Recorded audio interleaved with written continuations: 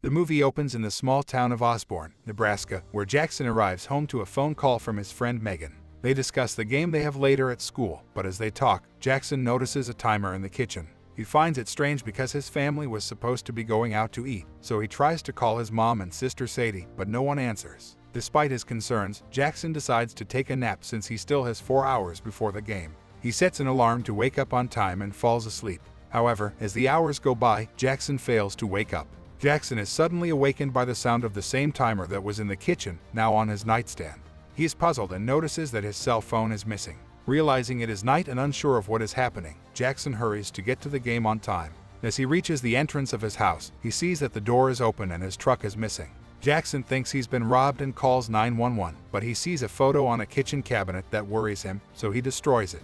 He notices more photos on the wall and begins removing them. Upstairs, he finds many more photos on the floor of the hallway, leading into his parents' room. He slowly opens the door, but he doesn't see anyone. Then he hears his cell phone ringing from the closet, so he takes a golf club and confronts the intruder, telling him that he doesn't know anything about him. He opens the closet door and sees many more photos of a beating he gave another boy who is covered in blood. Disturbed and not knowing where the intruder is, Jackson yells that he can legally kill him since he is in his house. As he says this, a hand with a knife comes out of the clothes and cuts his heels. Jackson falls screaming in pain as the intruder comes out of hiding, wearing a mask with Jackson's face. Jackson offers the intruder money, explaining that what happened was unintentional, just a game went too far. But the intruder doesn't listen, slowly approaching and stabbing Jackson in the heart. As Jackson's cell phone rings, his father calls, worried that he hasn't arrived at the game yet.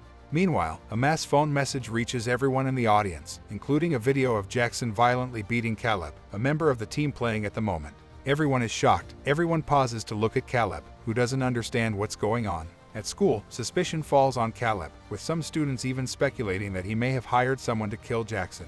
The tragedy has left everyone scared, and a place is reserved for students to express their sadness. McConaughey, Darby, Alex, Zach, and Rodrigo are a group of friends. Rodrigo refuses to shed tears over someone who beats him for fun every day. However, they saw Caleb and feel sorry for him. Caleb appears distressed, as everyone is blaming him for the murder. Alex voices her suspicion that Megan might be responsible. Meanwhile, Zach suggests that Skipper Sanford, whose job is in real estate, may have been involved in the incident.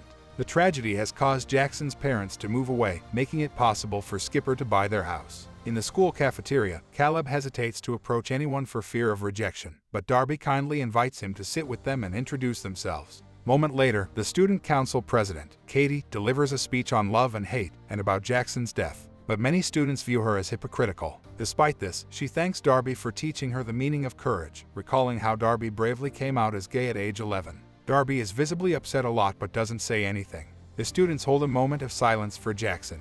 McConaughey notices that Oliver Larson is staring at her at school, and Zach discovers graffiti on his truck. Zach accepts the criticism, acknowledging that his dad is awful, and invites his friends over for a smoke.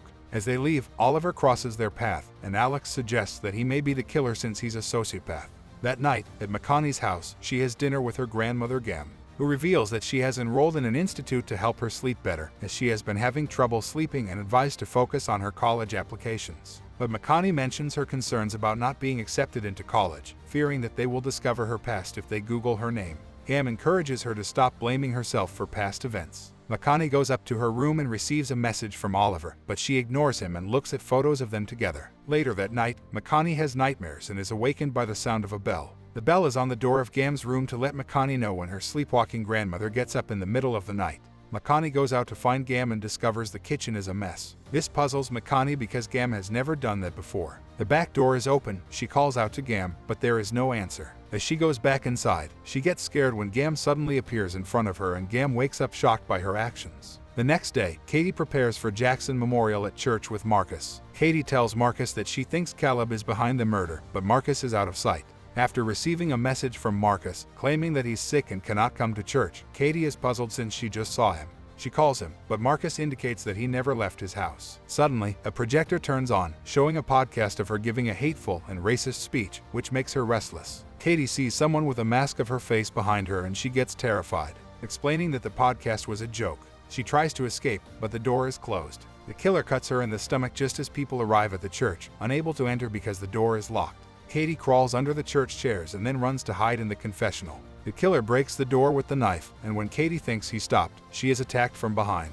Katie calls 911 without losing sight of the knife, but the killer manages to break down the door and pushes her face against the knife, and she dies. Upon arriving at the church, the priest and the others find Katie hanging from the ceiling of the church. Due to 2 murders, the sheriff declared a curfew for that night as a precaution. Makani, at home, Googles her real name and reflects on her past and history regarding her arrest. She receives a call from Rodrigo, who is saddened by recent events and comments on the danger of keeping secrets. While Makani asks, he says he has a cold. The following day, all the students are interrogated. Rodrigo and Alex express suspicion about Oliver. The deputy calls Zach and informs him that he can leave because his father's lawyer has invoked his constitutional rights. As Zach exits, he is confronted by his angry father, Skipper, who scolds him for his association with drugs and graffiti on their truck, which he feels is embarrassing for him as a public figure. On the other side, only Makani and Oliver remain for questioning. Oliver is waiting for his brother, the deputy, to finish his work. He attempts to catch Makani's attention by talking to himself, but Makani remains uninterested. Oliver then asks Makani why she doesn't want to continue seeing him after the summer, wondering if it's because she's embarrassed to be with him.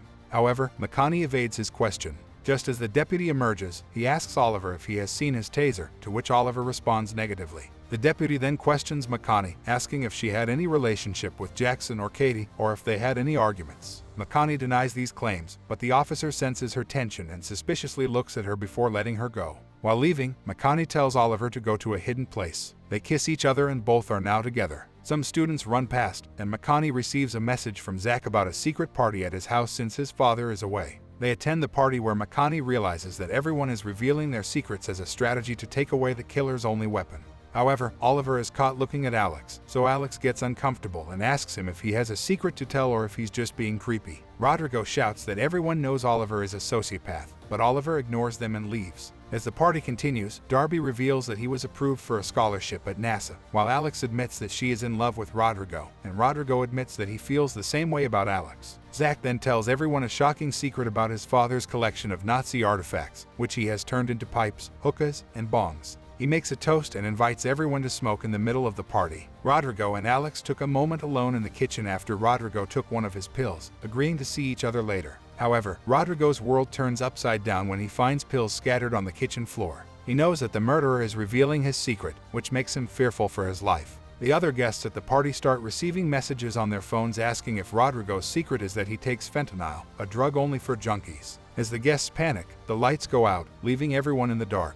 Rodrigo and Alex try to find each other while everyone's phone continues to receive messages. Suddenly, someone screams that there is a person with a mask of Rodrigo's face. The guests begin to panic, thinking the killer is among them. As they scramble to escape the house, Rodrigo searches for Alex to explain that he only takes the pills to quiet his racing thoughts. But then, he spotted the killer chasing him. In his frantic attempt to escape, Rodrigo stumbles and hides in a closet, hoping to stay undetected. But his phone rings and the killer finds him, breaking down the closet door. Rodrigo manages to slip away through a ventilation shaft into the yard, but the killer catches up and attacks him with a taser. Rodrigo falls, and the killer stuffs many pills into his mouth before cutting his throat. As another murder occurs, the school is forced to close until October. The 4 friends gathered outdoors, reminiscing about Rodrigo with sadness. Oliver reached out to Makani to offer his support, but Alex remained suspicious of him. Over the next few weeks, Makani spent time with Oliver and thought about their past. When the school reopened, the group prepared for a new game to make a drawing of Rodrigo as a tribute. Alex remained quiet during this, only mentioning that she knew who did it while looking pointedly at Oliver as many at school blamed him for the murder. During the game, Alex confided in Makani that Rodrigo had insulted Oliver at the party in front of everyone and an hour later, he was dead. She told Makani that it was pretty obvious who the killer was, but she doubted the police would do anything since Oliver's brother was the deputy. She also mentioned that the murderer used a taser, and only cops had access to them and could do background checks to reveal his secrets. The conversation ended with Makani getting upset with Alex and leaving. Makani arrived home, and it was the day her grandmother had to go to the sleep clinic. Her grandmother told Makani not to stay home alone and reminded her of her promise to stay with Alex when her mother wasn't home. To reassure her grandmother, Makani told her she would stay with Alex, but she didn't. The next day, Oliver surprises Makani by asking her to go for a ride in the car. They end up in a place where the grass is tall, and they admire the field. While they're there, Oliver's phone rings, and it's his brother on the line. As Oliver talks to his brother, Makani accidentally opens the glove box and finds a taser that Oliver's brother had requested. When Oliver returns to the car, Makani is frightened, but she tries to act as though she hasn't seen anything. Oliver informs Makani that his brother is always worried about his whereabouts and asks her about her family. Makani soon realizes that Oliver has done a background check on her, which upsets her, and she decides to get out of the car. Oliver yells at her and demands to know how she plans to get home. In the end, Makani chooses to return home alone and contacts the driver who had previously offered his services. On their way back, the driver talks about the murder boys, which makes Makani uneasy. When they arrive at her house, the driver asks if she will be staying alone. Makani lies and tells him that her parents go to bed early, but she is still uneasy. She locks the doors, takes a knife for protection, and locks herself in her room. That night, she has nightmares about her past and wakes up to the sound of the bell from Gam's room. Makani wakes up to find her bedroom door open and her cell phone and knife missing from her nightstand. She becomes scared and tries to call her grandmother but receives no answer. When she peeks into the hallway, she realizes that the bell is missing and the door to Gam's room is open. Makani becomes even more frightened and runs to the kitchen to call 911, but she hears a recording of her statement when she was on trial. She becomes frantic and tries to contact Oliver. As she searches for another knife, she discovers several photos of a burned young woman and newspapers blaming her for the crime. The killer watches her from outside the house, wearing a mask of her face. He breaks the window and immobilizes Makani with the taser before spraying her with flammable liquid. However, a car arrives at the house, which alerts the killer, and Makani manages to make him fall. The killer escapes but leaves behind his mask. Alex enters the house while calling 911 and tells Makani that her grandmother is very worried about her. Makani confides in Alex that Oliver is the murderer, and she receives a message containing a photo of her when she was in custody. Later, Makani wakes up in the hospital, and her grandmother and friends are there. They tell her that Oliver has been arrested, and she is now safe. They also inform her that they already know her secret, but they want to hear her side of the story. Makani explains that she had been at the beach with a group of friends, performing a ritual to get on a team. They made a bonfire, tied up Makani and her friends, and gave them alcohol, hoping to turn them against each other. Under the influence, Makani pushed her friend, Jasmine, causing her to fall into the fire and suffer severe burns. Makani was charged and went to trial. Despite being acquitted, she received daily threats, and her parents broke up, leaving her feeling ashamed. She was a good person, that's why she moved to Osborne. Friends who believed in her and give her moral support. Meanwhile, Oliver's arrest is in the news, and Makani is recovering. The town is celebrating the Harvest Festival, and Skipper is on TV saying that nothing can stop the town from reviving its traditions. As Makani waits for her friends to pick her up, she receives a message from Darby informing her that Oliver is out. Oliver arrives in his car and scares her, so she runs into the school. She calls 911 and hides with Caleb, who is eventually stabbed in the back. The killer, wearing a mask of Caleb's face, hands the knife to Makani, making her look guilty. Shocked and bewildered, Makani can't believe that Oliver is there, asking if she is okay. Darby and Alex arrive, and Makani realizes that with the many people at the Harvest Festival's corn maze, there may be more deaths. At the festival, the killer sprays the ground with a flammable liquid and sets the corn maze on fire. On her way to the festival, Makani receives a call from Zach, who is distraught, saying that the maze is on fire and her father is there. Makani proposes to her friends and enters the car to help Zach and half of the class that is inside. They are scared but they accept. They go through the fire and quickly get out of the car to look for Zach.